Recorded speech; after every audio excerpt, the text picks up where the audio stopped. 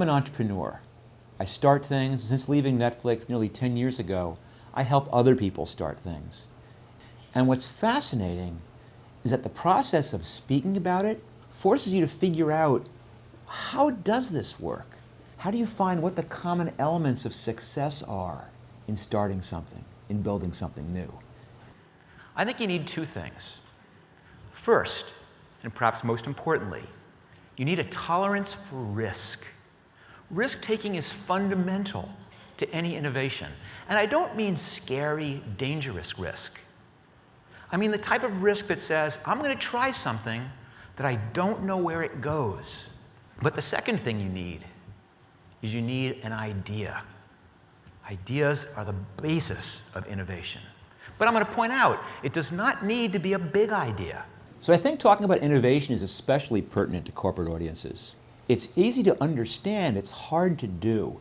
And so what you have to do is break it down into simple concepts and just get people to try things, build something, sell something, test something.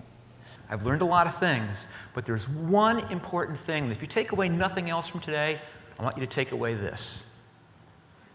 Anyone can do it. Anywhere can do it. Any company can do it. So everyone loves a good startup story, and of course I tell the Netflix story in every speech I do. But I recognize there's different types of stories for different audiences. The presentation I do for young entrepreneurs is different than the one I do for college students, and it's very different than the one I do for corporate audiences. Everyone has to learn how to take risks, but they're very different challenges when you're running a multi-thousand person organization than the ones you face when there's just two of you in your dorm room. There's 100 things broken, there's 100 things on fire.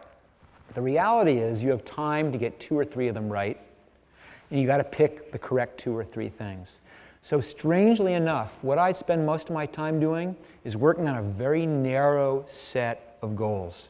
One of the most important things I've learned from doing this is that there's some tremendous content in the audience, and I'm realizing that part of my job is setting that loose. Oh, a lot of questions all of a sudden. Whoa. Yes, ma'am. Hi, Mark. Can you give me advice on how to run a business that will endure while continuing to nourish myself?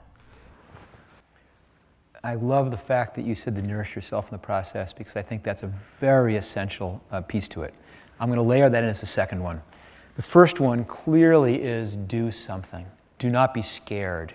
Do not say, I'll do it tomorrow. If you have an idea, do something that you'll learn more in an hour of doing it than in a year of studying it. Mark, we're honored to have you at Hypo University.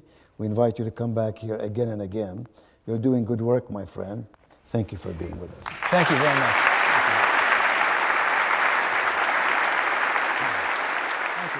The thing is, you have to love what you're doing because you're going to spend a lot of time in the trenches making these things happen. But if you really find yourself intrigued by, how can I make it go a little bit faster? How can I increase sales in my district a little bit? How can I make my warehouse a little bit more efficient? There's always room for those kind of innovations. And the last thing I'll say about persistence is that you don't need to move the world. Sure, if you try and start Facebook today, you'll never be able to do that. But all of us can take small steps in whatever they do. And that's as effective, in some ways more effective, than swinging for the stars. Perhaps one of the most gratifying things for me about doing these presentations is when I feel like I've reached someone in the audience and changed how they're going to go about doing their job, or perhaps their life. It is so satisfying when people come up to me afterwards and say, that thing you talked about, that thing with the website, I'm going to try that when I go to work on Monday. That's really what it's about. If I can take one person and convince them to be an entrepreneur, I've done my job.